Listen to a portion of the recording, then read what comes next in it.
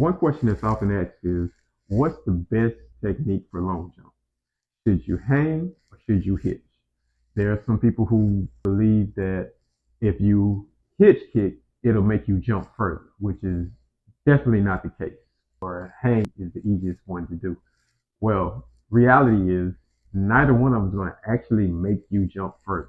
When you're coming down the runway and you take off, it's all about speed. The faster you are here, the better your jump is going to be. Generally, the fastest jumper is the one that's going to win. Now, with that being said, no matter what your flight technique is, there are two positions that are important in every long jump. First, you come off the board, block position. Knee up, thighs parallel to the ground, arm blocked at the shoulders. After that, you can go through and hitch, or you come out of block and hang, or some deviation of. But after you come out of that, the whole thing is to set up the landing. So you set up the landing, every long jump ends in this position right here. Hands sweeping through, pull up the pants, get out of the way.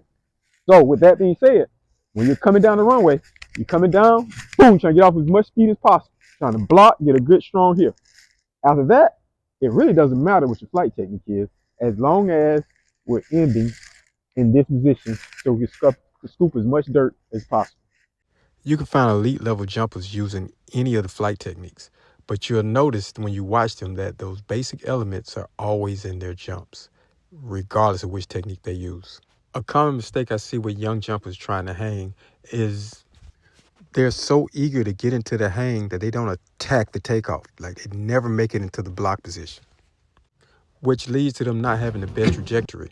And the trajectory of the jump is really the main thing that's going to give you distance.